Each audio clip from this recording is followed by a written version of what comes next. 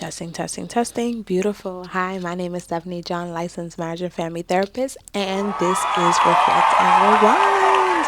Okay, so this is episode three, season two of Being Mary Jane. And one of my favorite characters finally gets introduced. We actually get two love interests from Mary Jane in this episode. So, you know. Okay, so here I reflect and rewind. We watch our favorite comfort shows and movies, and we analyze some of the relationship patterns that are happening in these shows that often reflect our own lives. Get a little therapeutic, you know, and try to pull out some themes so that we can learn from these characters and implement it in our real lives if we see fit. Okay, so grab your blanket, get comfy, and let's reflect and rewind. Okay, so the episode starts off with Niecy and Mary Jane. So Niecy is like hiding food underneath the bed or something like that, and Mary Jane speaks to the housekeeper, was telling her like, hey, there's a lot of things underneath the bed, food, snacks, and all the things. She takes it upon herself, Mary Jane, of course, to talk to Niecy about the food and the discrepancies, and really wanting to motivate her to do better with her life, essentially, right? And what we do know about Mary Jane in the past, she has a tendency to want to fix, right? To kind of want to push people to, with good intentions, right? To push people to their higher selves, to say the least. But the issue is that Mary Jane sometimes doesn't meet people for where they actually are versus for the potential in which she sees them in. So she goes to Niecy and she's trying to motivate her. It's not really working. It's actually a little bit hurtful. And not saying that you shouldn't be, I like to call like radically honest. But I do think when your motive is to try to motivate someone, especially for the long term, you do have to be mindful. You should be mindful as to what usually works with this person to actually get the best results as possible, right? Like, not everyone is motivated by the same things. So the question is, what is something, or how can Niecy, or what does Niecy respond to that actually produces long lasting fruit, you know? So she finally kind of gathers herself together and gets Niecy to agree to changing her lifestyle, eating differently, working out, and trying to be there for her kid. It looks like Niecy is on board.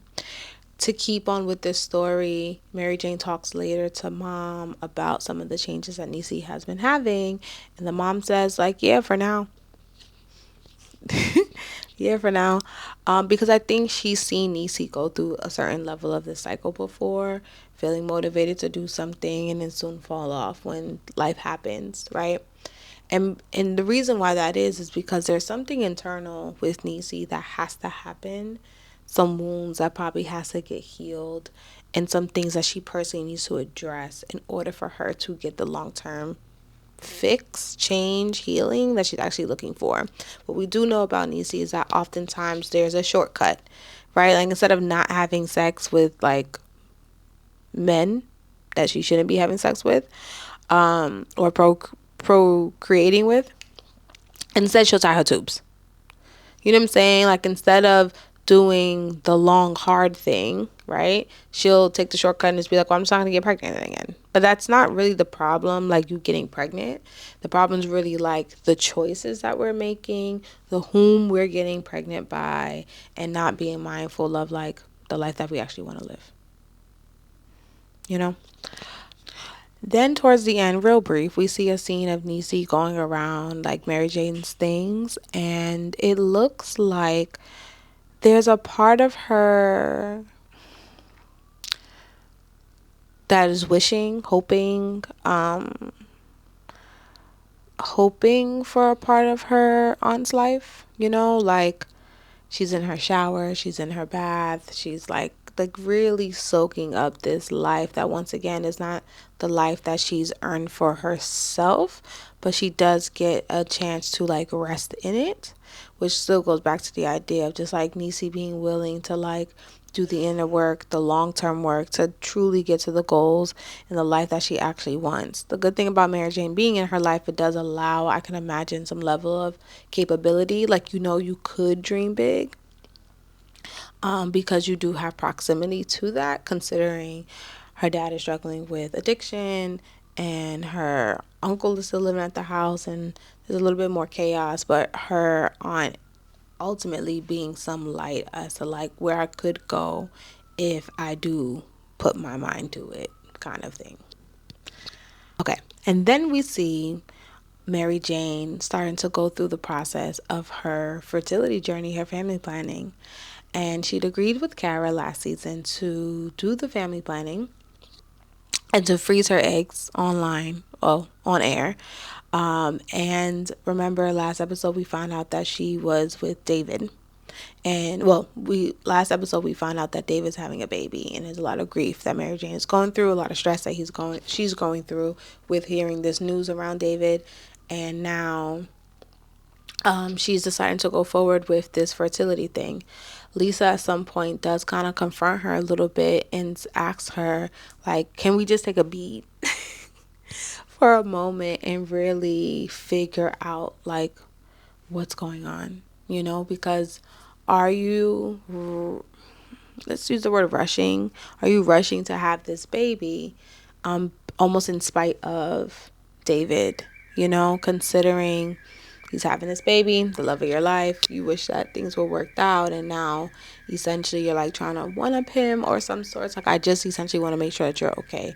They get into a little spat around it, and essentially she kind of pushes Lisa off, like, I don't want to talk about it, and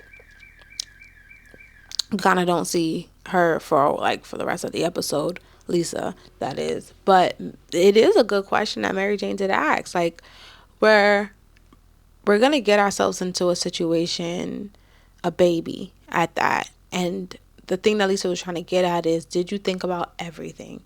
Did you think about your motive? Did you think about your why do you want to do this? Right? And in it, is it worth it? Right? Because I think at the end of this thing, I think they're also hoping to have her have like a sperm donor or something. I want to assume that. I'm not really sure. But if she even goes through with that, it's just like, okay, freeze your eggs. Like, what's the goal here? You know what I'm saying? Like, there's so many questions around having children, why to have children, what happens if it doesn't go the way that we thought it was going to go for our fertility journeys. Are we prepared for that level of grief? To the best of our ability, of course, right? Like, it is not something that you should make a rash decision about. And once again, this is also why I say Mary Jane and Niecy are very similar, because these are two individuals that make very rash decisions, very reactive decisions often, right? Like, not thinking necessarily everything through, even though we would say Mary Jane has it all, you know? So Niecy actually has been the one that's been supporting her in this, giving her the injections, and the doctors did go over with her all of the side effects that she may consider, may have, and feel. I do want to say this though, and I think this is the part with the healthcare system. They don't necessarily do a good job about talking about some of the mental, the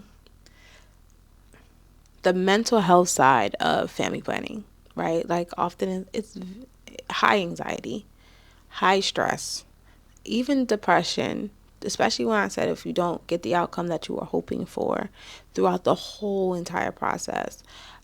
These procedures also very painful. These tests, very painful. PTSD experiences just due to the medical procedures itself and how your body's responding to these things. Like, I do think that the medical industry can do a better job at essentially pairing patients with mental health care that they know they have direct access to in the perinatal mental space.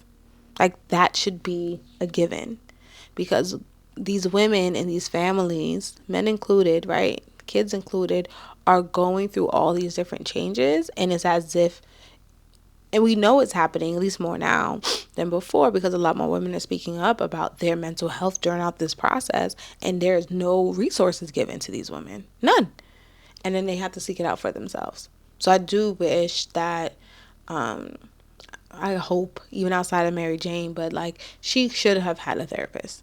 She should have had a therapist, and even better, a therapist that specializes in perinatal mental health, while she's along this journey, because it's a lot, right? And even if her not want to talk about it, you almost have to see these people, right? As you're going through the process, it should be simultaneously, because Lisa should not be the only person trying to bring some levity or bring some understanding to the situation. You know, it shouldn't be on Lisa to bring life into focus for Mary Jane. In this show, we also see that Mary Jane wants to go to this event to get this news guy, Sheldon, an interview with him. He's supposed to be like a big intellectualizer, super intelligent guy she wants to do work with. So her brother basically is like, I got a ticket, but I ain't giving it to you. You gonna have to just get one from David, because David got invited. So she goes through David, and David at the moment is there with his ex. Well, David at the moment is there with his girlfriend, mother of his child, whatever person, and it seems like things are in an odd place.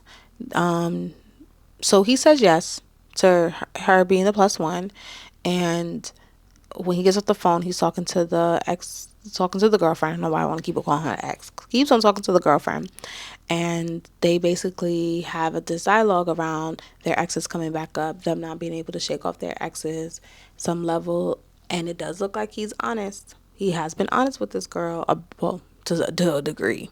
He has been honest with this girl to a degree about what his relationship has been looking like with Mary Jane in this season of this great season, that hotel visit and so and so.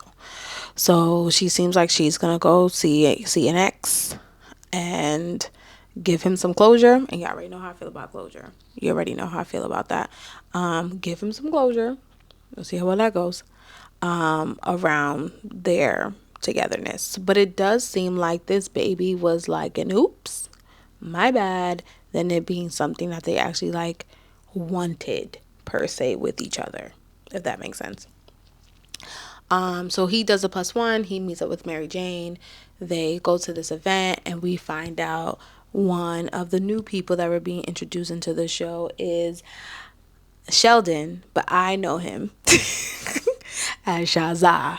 Okay, for the ones that know, Shazza is on the scene. Okay, and he is Shazza, but he look more together. Shazza as an adult.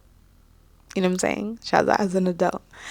If you want to know who Shazza is, I'm gonna put up a video real quick. That's because of 12 years of Reaganomics and 4 years of beating around the bush. Oh, no.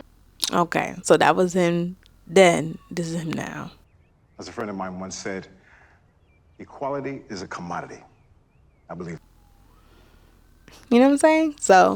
So Sheldon, she has a quick chat with him. It seems like there's a little chemistry, maybe professional, maybe not.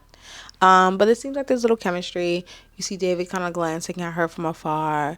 And I wonder if he's kind of pushing this agenda a little bit with Mary Jane being all flirty and nicey because he knows old girl's about to go see the ex. That's my thoughts. I don't know. I don't know. So towards the end, he pushes up on Mary Jane. They start the kissing and what have you. And same old. Mary Jane ends up pushing him off. And she is doubling down on this idea of like wanting to be somebody different and not play this game with him. But she does say like, oh, you say I play games? No, you play games. No. You both play games. You both are game players. Y'all both participate in that thing. Okay? I'm not letting y'all off the hook. So that's that. But she is right to call him out on his stuff because, you know, we're good for calling Mary Jane on her silliness. So she ends up going home, doesn't kind of really want to be there, and we get introduced to this new guy that she ends up seeing, and it looks like that is like her little what do they call it? Like a fling, sneaky link. What the kids are calling it? What do we used to call it back in the day? A F buddy. You know what I'm saying? Like, she outside essentially. So she's with this guy. They're having a good time. Um, Very different in the case of like look wise than the guys that she's dated in the past. So, and it looks like he's only in town for a short amount of time. She sees him, she hooks up, she goes home. She goes home and seems like she's not trying to make it a big deal. But it does get me thinking. Like, I'm like, where the heck this guy come from, Mary Jane? Where this guy come from? I don't know. I don't know where this guy came from, but it made me think like she's rarely by herself. Like, I haven't seen this lady single, and I mean single in the case of like not even sexually active with someone in a while. I feel like there's always a man around. Oh, when she was with David, let's rewind real quick. When she was with David, she told David like, I want to be somebody different. Right? I want to be somebody different. And she brought up the fact that she didn't want to be second best anymore, essentially. Right? She said this. I'm the crazy person, but you're the one that plays mind games. David, I'm not some third wheel to help you get over the hump with your baby mama, and I'm not the side chick when your wife gets you lazy head. I'm not. What? And granted, that last piece had more to do with Andre than David, but the point is still the same. Right? Because she's absolutely right. She knows how this thing is going to play out. What? She's going to fall in love with this guy, lean into all the things, and he's still going to have this baby with this girl that essentially he's going to have to deal with, and she's going to have to live the repercussions of. Like, that's still there. Now, we know Mary Jane in the past has always struggled with sticking to her word, but so far, so good, Mary Jane. So far, so good. So far, so good. So, we'll see. Okay. I do feel like these last 3 episodes have been a little slow. They have been a little slow. I'm hoping it picks up. I'm hoping it picks up because I really can't remember because that first season was a doozy. I hope it picks up. But we'll see. We'll see. That is it for today. If you like this video, if you want more content, if you have other shows that you would like me to watch, put it in the comments if you made it this far. Yeah. That's it for today for Reflect and Rewind. Peace.